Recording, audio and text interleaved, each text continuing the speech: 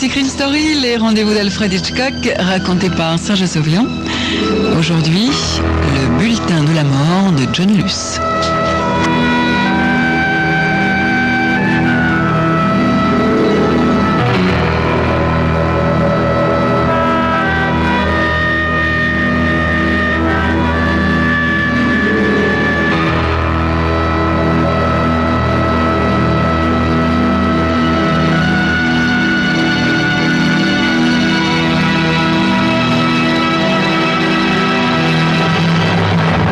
Roger Trabert, tranquillement assis derrière la large table de son bureau, écoutait au-dessous de lui le bruit sourd du trafic de la 7e avenue.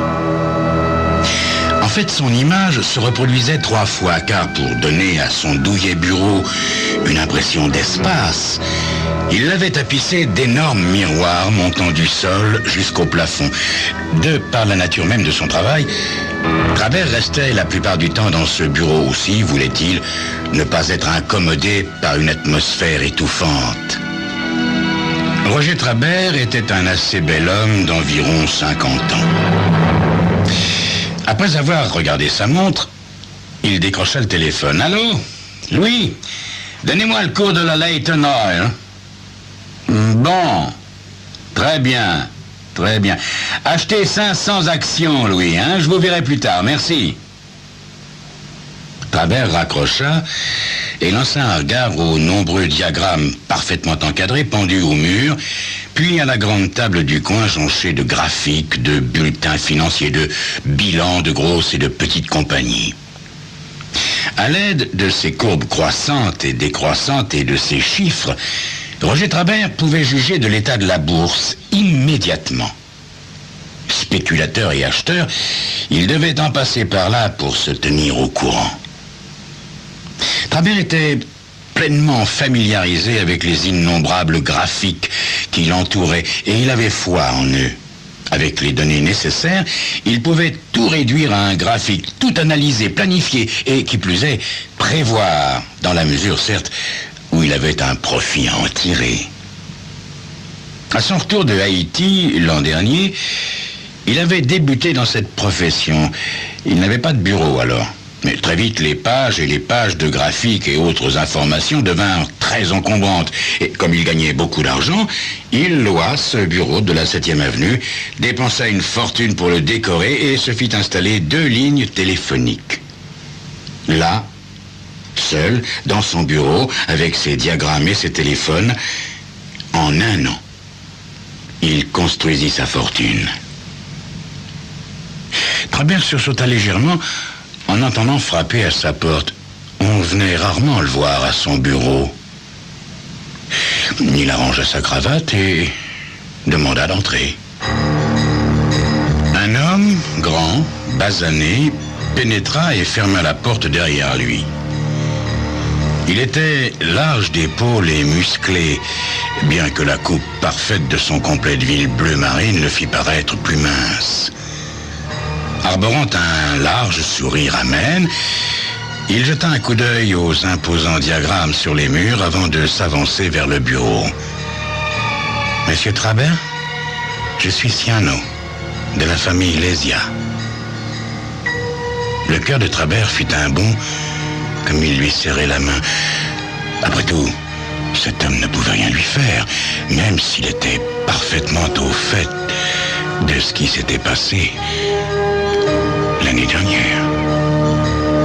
Oui, monsieur Ciano, j'ai connu votre famille lors de mon séjour à Haïti et j'ai bien évidemment entendu parler de vous.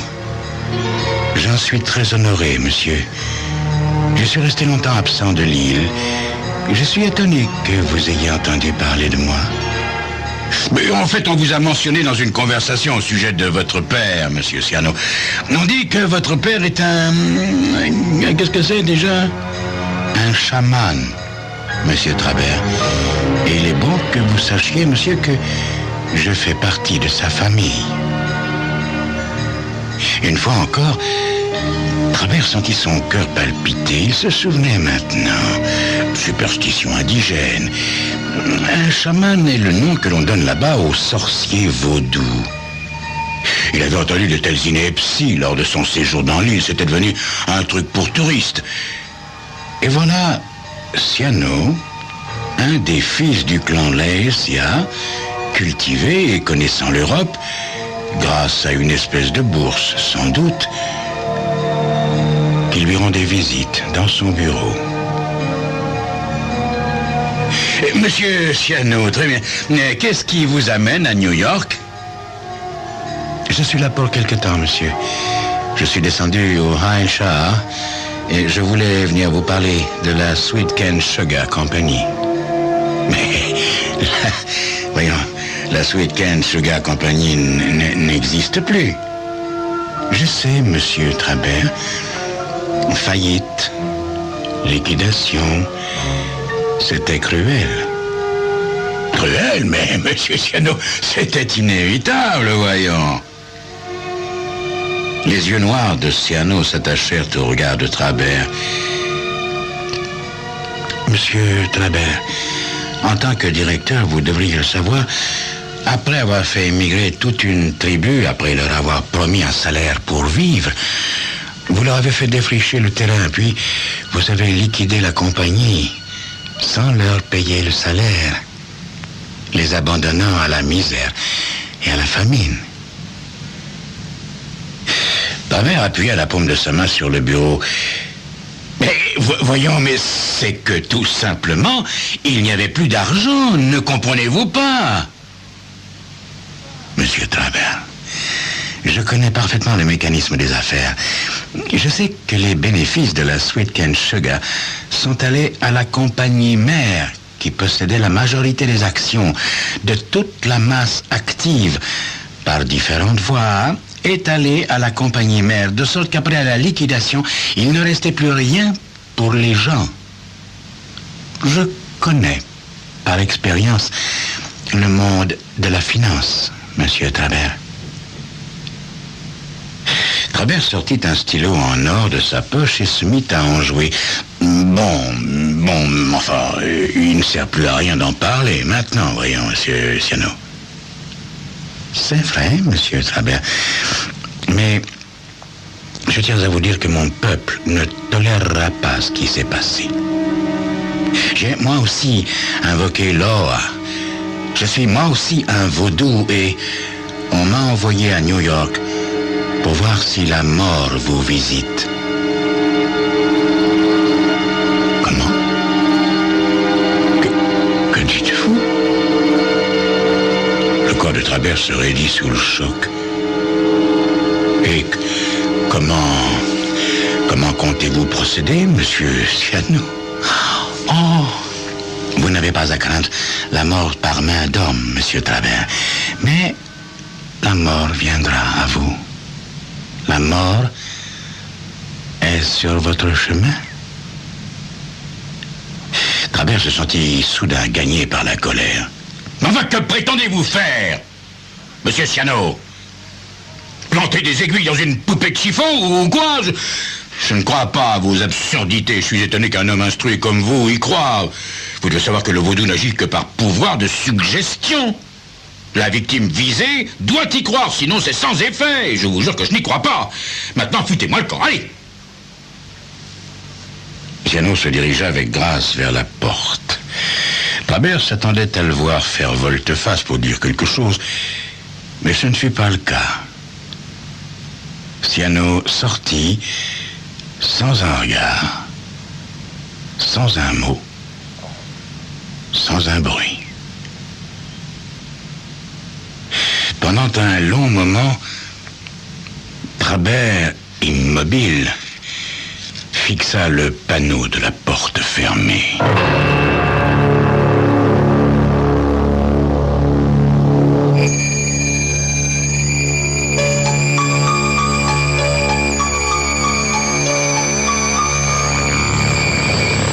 Alors, un étrange sentiment d'insécurité s'empara de lui. Siano allait-il mettre ses menaces à exécution? Trabert allait-il devenir une victime du vaudou?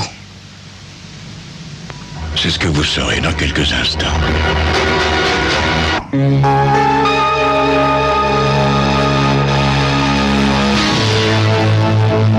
Une semaine plus tard, Trabert avait oublié la visite de Ciano et il n'avait plus lieu de s'en souvenir quand il reçut alors une lettre de la Snowden Investment Research lui conseillant d'acheter des Belfort électroniques. Cette lettre, de format normal, ressemblait aux centaines de lettres que Trabert recevait chaque année. Il était en effet toujours inondé de courriers venant des entreprises privées d'études financières qui espéraient l'inciter à s'abonner à leur bulletin d'information hebdomadaire ou mensuel et, comme la Snowden Investment, ils envoyaient leur meilleur bulletin pour séduire la clientèle. Trabert posa la lettre sur sa pile de courrier et l'oublia presque aussitôt. 3 jours plus tard, il remarqua que les Belfort électroniques avaient augmenté presque de 3 points. Elles étaient passées en effet de 35/8 à 33,5. Il les examina alors de plus près. Ce jour-là, une autre lettre de la Snowden Investment vint lui conseiller d'acheter des Belfort électroniques. Trabert observa la lettre un long moment. Puis, il décrocha le téléphone et appela son agent de change pour se renseigner sur cette Belfort électronique. Louis ne savait rien de cette possible hausse des actions. La Belfort était une assez importante compagnie qui fabriquait des éléments de radio et qui, chaque année, enregistrait un accroissement soutenu de ses bénéfices, bien qu'au dernier trimestre, elle avait subi une légère baisse due aux frais d'une nouvelle implantation. Le lendemain, le bulletin de la Belfort électronique arriva au courrier ainsi qu'une autre lettre de la Snowden le pressant d'acheter ses actions. Cette fois-ci, la lettre était accompagnée d'une série de diagrammes prévoyant la courbe des ventes et bénéfices de la Belfort pour cette année. Trabert compara les diagrammes avec les renseignements du bulletin et vit que, jusqu'au dernier trimestre, ils concordaient parfaitement. Apparemment, la Snowden Investment avait procédé à des études approfondies dans la compagnie. Mais leur courbe, si ascendante fut-elle, allait-elle se vérifier dans le futur? En quelques jours, les Belfort électroniques montèrent jusqu'à 38,25. Une autre lettre avec un diagramme de la Snowden avertit Trabert que, malgré la hausse soudaine, les Belfort demeuraient un excellent placement. Trabert apprit de Louis que certains bruits couraient au sujet de la Belfort. On parlait de passation de pouvoir, de fusion, de subvention, mais ce n'était que des bruits. Trabert étudia soigneusement les diagrammes de la Snowden, rappela Louis et acheta 1500 actions. Le profit ramena l'action à 34, puis, en gros, elle regrimpa régulièrement. Les journaux annoncèrent que la Belfort électronique venait d'obtenir une importante subvention du gouvernement pour réaliser son projet d'élargissement et, à la fin du mois, l'action avait atteint 47,3/8. Une lettre de la Snowden conseilla à Trabert de ne pas lâcher ses actions. Mais cette fois-ci, une curieuse feuille était jointe à la lettre de la Snowden. C'était un graphique statistique évaluant la vie probable des gens ayant eu le même type de trouble cardiaque que celui dont Trabert avait souffert 3 ans plus tôt. Le tabac, l'obésité réduisaient leur survie. Les professions qui affectaient les nerfs étaient néfastes. Les sujets malades, mariés, tendaient à vivre plus longtemps que les célibataires. Les sujets vivant à la campagne survivaient aux citadins. À la lecture de ces statistiques de probabilité de vie, Trabert se rendit compte qu'elles s'appliquaient toutes à lui. Alors, il se souvint de la visite de Ciano, et il en éprouva soudain un sentiment d'indignation et de colère. Certes, la crise cardiaque de Trabert n'était pas un secret. D'autre part, Ciano devait avoir suffisamment d'argent et de ressources pour mener une enquête minutieuse.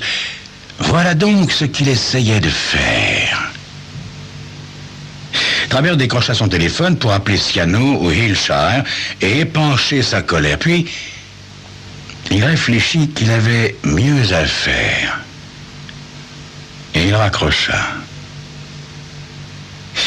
Pourquoi, en effet, lui donner la satisfaction de voir sa victime en colère? Non. Trabert s'en voulut de se laisser vaincre par la superstition. Il s'empara du bulletin de la Snowden et le jeta au papier, sans autre forme de procès. Il nota du moins que la Snowden lui recommandait toujours de garder ses Belfort électroniques. La semaine suivante, rongé par la curiosité, Trabert rechercha l'adresse de la Snowden Investment Research à Brooklyn. Il découvrit qu'elle correspondait à celle d'une morgue. Oui, une morgue. Il y vit là une délicate attention. Ce même après-midi, une autre lettre de la fictive Snowden Research lui recommandait de vendre les Belfort électroniques. La lettre précisait que, malgré la subvention gouvernementale, un autre bilan défavorable risquait de faire baisser les actions. Un autre diagramme se trouvait dans la lettre. Celui-ci coupa la respiration de Trabert et lui fit porter la main au cœur. En tête du papier, vie et probabilité de la vie de Roger Trabert. Une épaisse ligne noire partait de la gauche du diagramme dans la colonne marquée 3 octobre 1940, la date de naissance de Trabert. Cette ligne s'élevait de l'adolescence à la maturité, se stabilisait, formait une courbe descendante jusqu'à l'âge moyen, puis descendait vertigineusement jusqu'à la date de la crise cardiaque d'il y a 3 ans. La courbe suivait alors un déclin graduel, tournait au gris à la date actuelle, continuait jusqu'à la fin du mois, et enfin s'arrêtait complètement.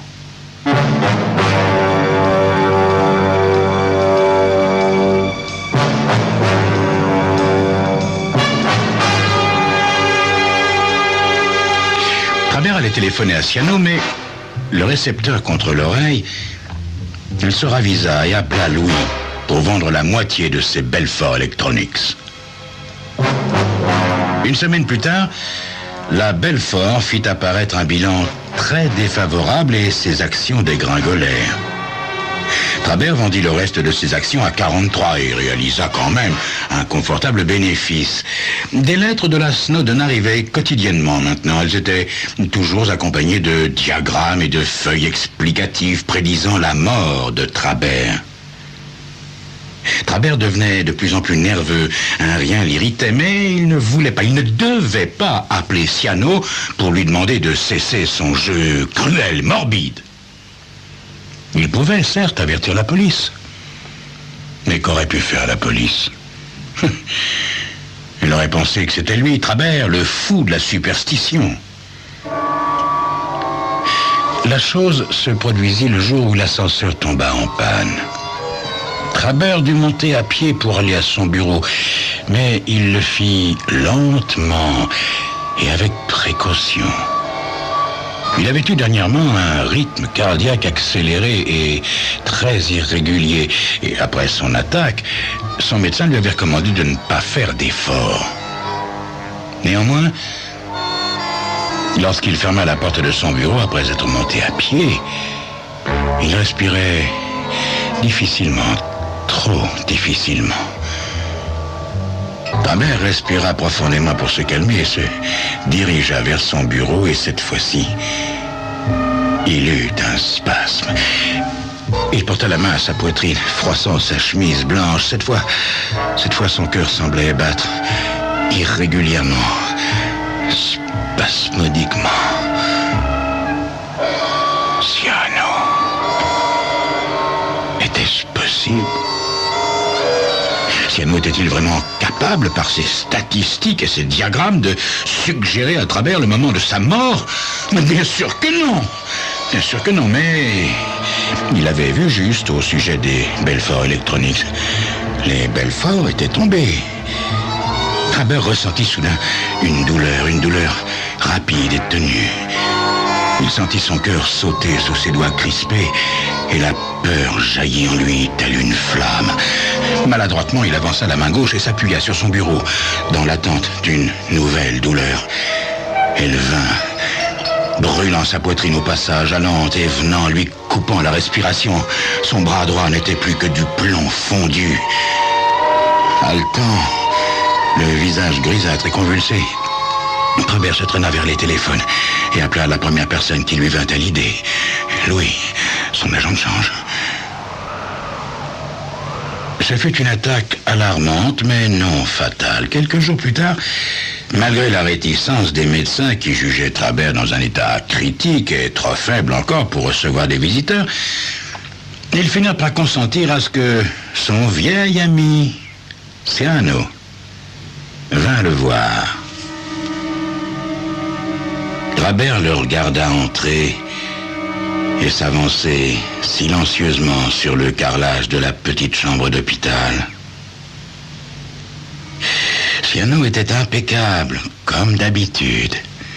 Vêtu d'un complet noir fait sur mesure, un imperceptible sourire se dessinait sur son visage basané. « On m'a dit que vous vouliez me voir, monsieur Traber ?» Traber attendit que l'infirmière sortît pour répondre. Il leva alors les yeux sur Ciano. Ciano avait perdu, se dit Traber. Il avait eu sa crise cardiaque, mais il vivait toujours. Vous êtes la cause de tout ceci, Ciano. Vous avez fait de moi un invalide pour le reste de mes jours, si jamais je sors vivant d'ici, et encore sur une chaise roulante. Ciano lui sourit à nouveau.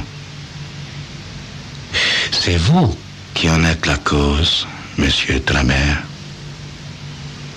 Traber sentit la colère l'envahir, mais il s'était promis de rester calme. Il devait rester calme. Après tout, même si Ciano n'avait pas surgi dans sa vie, il aurait très bien pu avoir une attaque. Enfin, c'est ce qu'il désirait croire à tout prix. Il n'était pas superstitieux, mais quelque chose lui échappait encore. Je vous ai fait venir pour vous poser une question, monsieur Ciano, et je veux que vous me promettiez la vérité. Ciano réfléchit un moment avant de répondre. La vérité? Je vous la promets, monsieur. Traber redressa légèrement la tête. Ciano, comment saviez-vous que les Belfort Electronics allaient monter? Une fois encore, Ciano sourit à Traber. Son regard noir sembla se creuser et s'assombrir. C'est tout simple, monsieur Traber. Tout simple. Je fais partie du conseil d'administration. Il se tourna en souriant et sortit de la chambre à grands pas, sans un regard en arrière, sans un mot, sans un bruit. À partir de ce jour-là, Traber lutta désespérément pour se rétablir, mais son cœur s'était sérieusement affaibli, trop affaibli. Et le diagramme, au pied de son lit, montrait un déclin régulier vers la mort. Tout comme Ciano, le fils du chaman, l'avait prédit.